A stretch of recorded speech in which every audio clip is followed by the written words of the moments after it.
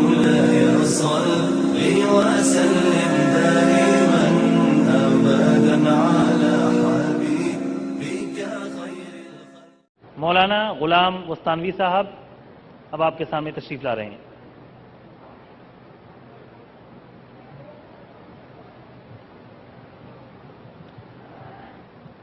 الحمد لله وحده والصلاة والسلام على من لا نبي بعد. أعوذ بالله من الشيطان الرجيم. بسم الله الرحمن الرحيم. ما أتاكم الرسول فخذوه وما نهاكم عنه فانتهوا.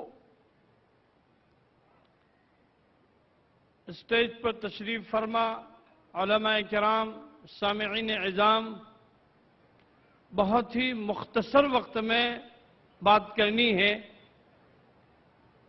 قرآن کریم جو مسلمانوں کا ہی نہیں بلکہ پوری انسانیت کے لیے رہرو رہبر قائد ہے. قرآن کریم کہ جس کی حفاظت کا وعدہ رب کریم نے کیا، اِنَّا نَحْنُ نَزَّلْنَا الذِّكْرَ وَإِنَّا لَهُ لَحَافِظُونَ. ہم نے قرآن کریم کو اتارا اور ہم ہی اس کی حفاظت کرنے والے ہیں. چنانچہ قرآن کریم اپنے نزول کے زمانے سے آج تک اس میں کسی قسم کی تحریف تبدیلی ہوئی نہیں ہے اور قیامت تک ہوگی بھی نہیں، کیونکہ قرآن کا وعدہ ہے وَإِنَّا لَهُ لَحَافِظُونَ. اس قرآن کریم کی ایک آیت اللہ تعالیٰ اس میں فرماتے ہیں کہ ہمارا لاڈلا رسول جو تمہیں عطا کرے اسے تم پکڑ لو اور جس چیز سے وہ روکے اس سے تم اپنے آپ کو بچاؤ.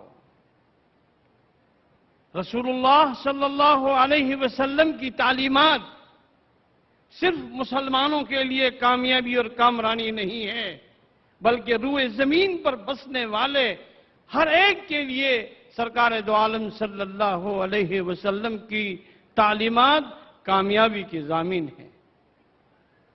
سرکار دو عالم صلی اللہ علیہ وسلم کی تعلیمات کسی کو ایک پرٹیکل مذہب کے لیے نہیں بلکہ آپ صلی اللہ علیہ وسلم کی احادیث کا مطالعہ کریں تو آپ کو پتہ چلے گا. سرکار دو عالم صلی اللہ علیہ وسلم کا ایک فرمان ہے، حضور نے فرمایا خیر الناس من يدع الناس. قربان جائیے سرکار دو عالم صلی اللہ علیہ وسلم کی اس تعلیمات پر کہ جس میں حضور نے فرمایا خیر الناس، لوگوں میں سب سے اچھا ہے وہ آدمی جو لوگوں کے بھلائی کا کام کرے. مسلمانوں کے لیے نہیں کہا کہ وہ مسلمان اچھا جو مسلمان کا بھلا کرے، نہیں. سرکار دو عالم صلی اللہ علیہ وسلم کہ جن کے بارے میں قرآن نے کہا وَمَا أَرْسَلْنَاكَ إِلَّا رَحْمَةً لِلْعَالَمِينَ، ہم نے آپ کو نہیں بھیجا مگر ساری کائنات کے لیے رحمت بنا کر بھیجا ہے. آپ کسی ایک مذہب کے لیے رحمت نہیں ہے، آپ انسانوں کے لیے، حیوانوں کے لیے، چرندوں کے لیے، پرندوں کے لیے، ہر ایک کے لیے آپ کی ذات بابرکت رحمت للعالمین. تو سرکار دو عالم صلی اللہ علیہ وسلم کی تعلیمات کو ہم پڑھیں، سیرت کا مطالعہ کریں.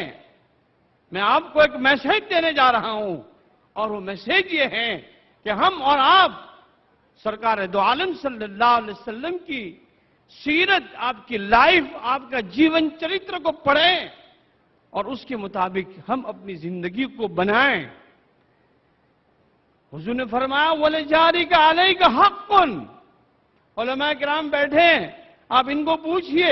حضور نے ایسا نہیں کہا کہ تمہارے پڑوس میں کوئی مسلمان ہے تو اس کا حق ہے، بلکہ حضور نے فرمایا تمہارے پڑوس میں کوئی بھی ہو، ہندو، مسلم، سکھ، عیسائی، وَلِجَارِكَ عَلَيْكَ حَقٌّ، تمہارے پڑوسی کا تم پر حق ہے.